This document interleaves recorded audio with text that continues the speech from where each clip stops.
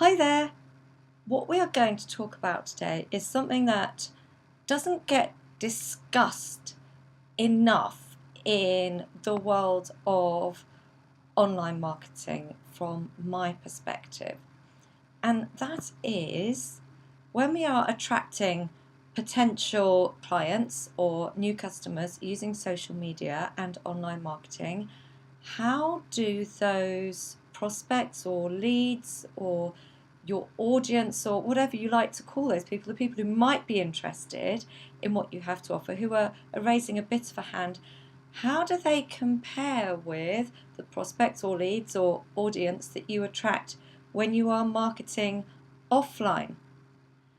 Some people I know have come down to earth with a little bit of a bump when they have started to market their successful business online, having been used to marketing it offline. So they've been used to attracting new clients or customers by referrals maybe, or by going out and networking at events or something of that type.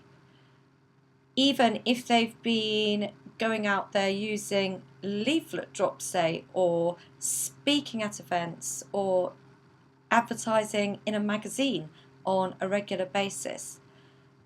These businesses have very often found that the people that they attract, maybe using social media, using Facebook ads, or something of that type, have been slightly different in the way that they've behaved from the prospects, leads, or audience that they've attracted using more offline marketing. And I think it's very true to say that very often when you market offline, and particularly if you're attracting referrals, but even if someone has just seen your ad in a magazine, say over a number of months, and then they ring you up, that there's a degree of relationship building and trust building that has gone on there that you won't have necessarily achieved with your online marketing by the time that someone raises their hand there.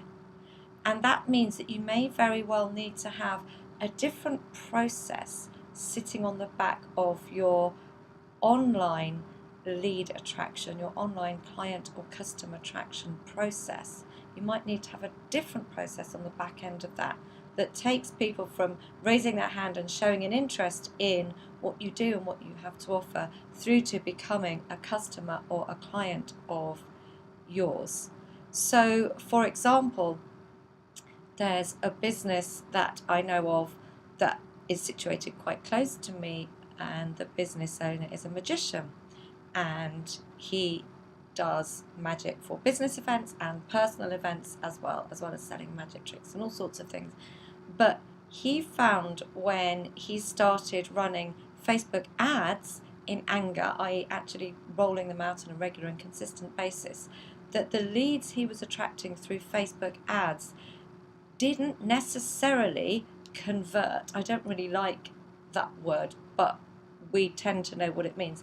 Those people didn't necessarily go on and buy his services at the same rate, or indeed in the same way as people who rang up because they'd seen him advertise in the local county magazine, for example. So he had to put a new process in place on the back end of his Facebook ads to nurture those people that raised their hand, that had shown an interest, before he would then maybe expect them to become a customer or a client of his.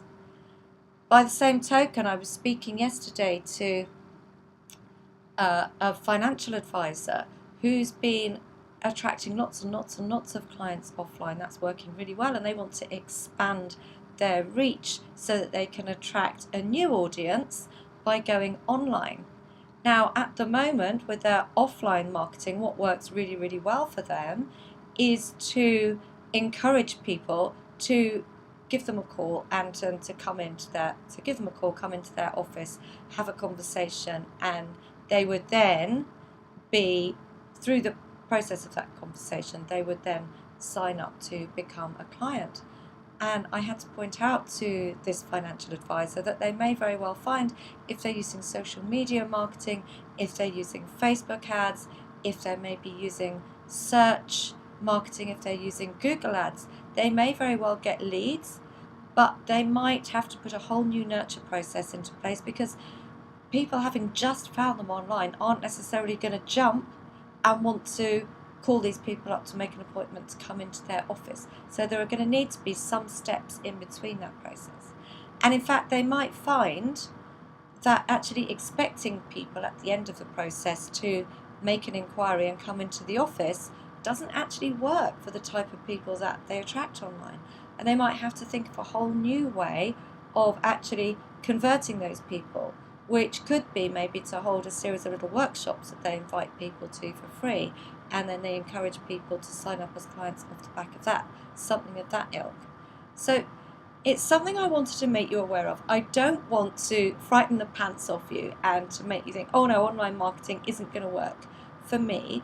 But I think for those of us who sell services, for those of us where we have to build a degree of trust with people before they are going to say, hey, yeah, I really want to buy from you, I love what you do, then we need to be aware that we might have to tweak our processes. We might have to change the processes we've already got in place in order to accommodate where our new people are that we attract online. And what I mean by where they are, I mean where they are in that cycle of going from not knowing us at all to becoming customers or clients of ours.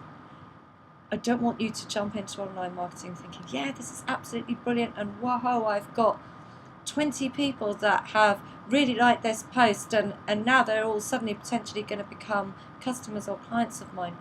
There must be some sort of process that takes them from that to becoming a customer or client of yours, and that process may need to be different from what you've got in place already in your offline marketing. It might not have to be. Your offline marketing process might work brilliantly when transferred online, but just keep an open mind and try to be aware of what's going on in your audience's mind when they are raising their hand with you online, what sort of stage they're at, whether they're still just researching options or whether they really are getting warmed up to buy from somebody. So I really hope that has been helpful to you in helping to plan your online marketing strategy. If you've got any questions, I would love to help you by answering them. If you've got any feedback or you've got a topic for a new video that you would like to suggest, then please just feel free to do so. Until the next video, I'm going to sign off for now. So it's bye for now.